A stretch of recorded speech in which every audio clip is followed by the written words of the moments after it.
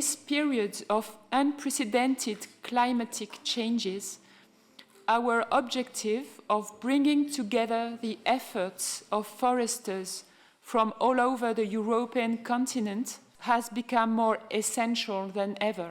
This 20th Congress shows that the action has grown into a considerable force, which might enable us to influence the European decision makers. During the last years, we always talked at our meetings about climate change and the consequences for society in general and for forestry in special. Meanwhile, the situation of climate change went on rapidly. At the same time, we are experiencing extensive political and pandemic-related changes in our world. Rien n'est aussi important que de parler de la forêt en France en 2021. Elle recouvre le tiers de notre territoire.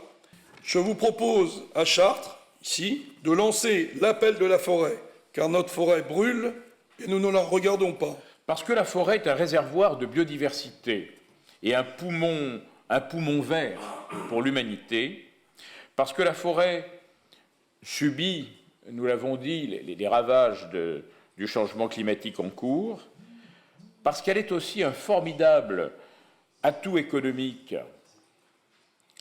à l'origine de la filière bois, parce que nos actions dépendent de la survie des générations à venir qui récolteront dans presque 2 siècles les arbres, les chênes qui commencent à pousser aujourd'hui. Le métier de forestier est de protéger la forêt tout en la cultivant. Comment faire plus de construction bois si au même moment on ne cultive pas nos forêts?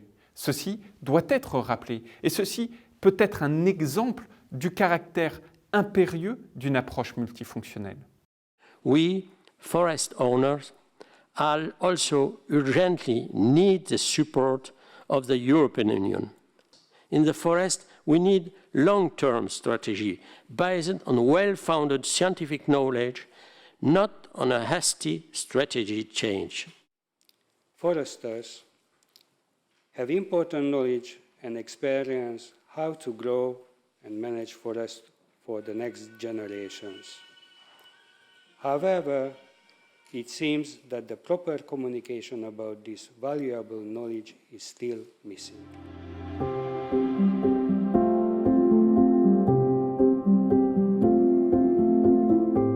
The media at large is the main source of information and knowledge on forest. But we will not solve the issue of emotion with rational discourse. It is also risky to use emotion in strategic communication to try to convince. And I think that the sector is too often acting as a symbolic owner of the forest.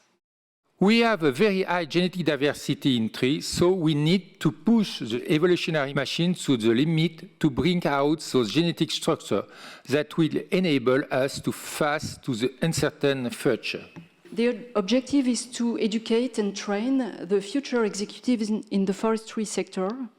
Interdisciplinarity, opening to social sciences, soft skills, minds opening to innovation and adaptability, and a large offer of possible tracks, and of course all of that without losing some core values such as teaching through field exercise, trips, group projects, addressing real issues with real professional demanders, and of course long-term vision and holistic vision of the forest issues.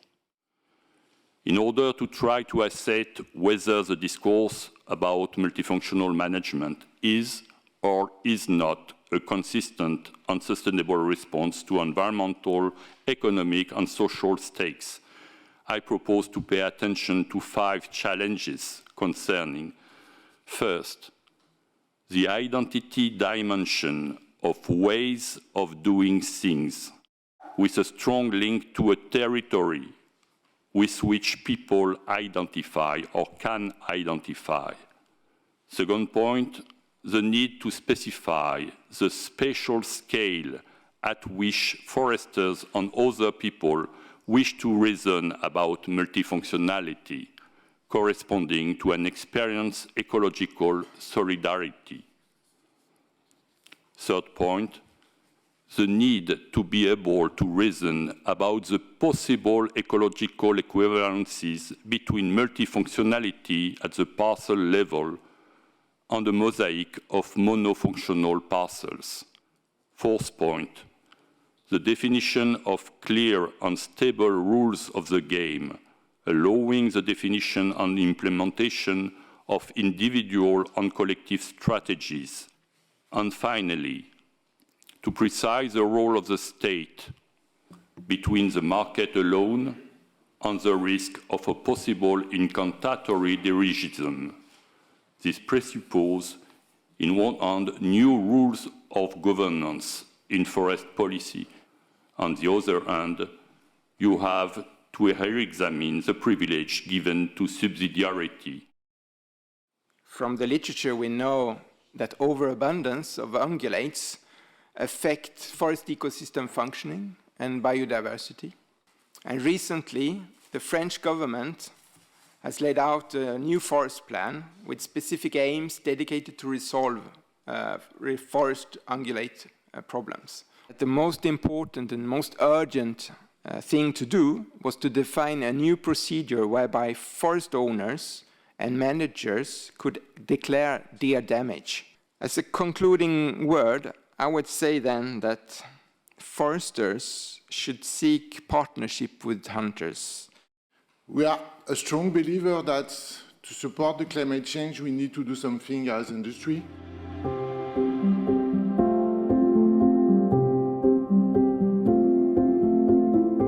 You know, Ukrainian forestry faces difficult social, economic and environmental challenges is practicing. In Germany, as you all know, we have the general agreement about the triangle of sustainability.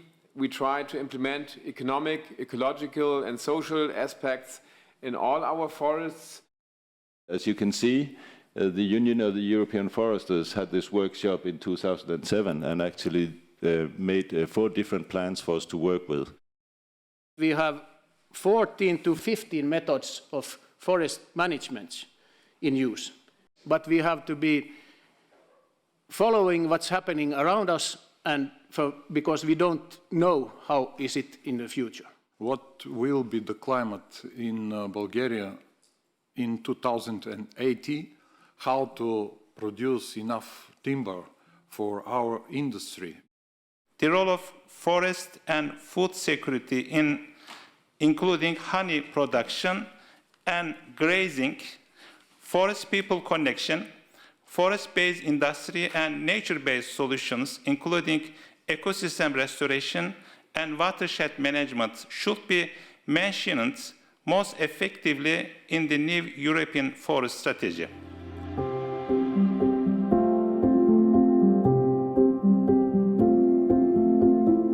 If, when arriving this morning, you had any hope of getting some certainties about how multifunctionality will help forests to face climate change, I'm afraid that this evening the only certainty could be that forests have never been a place for certitude, but probably will be more and more a place of uncertainty. UEF and such a Congress are very relevant places to discuss the future of our forest and the way the foresters will contribute to manage them for the benefit of the next generation.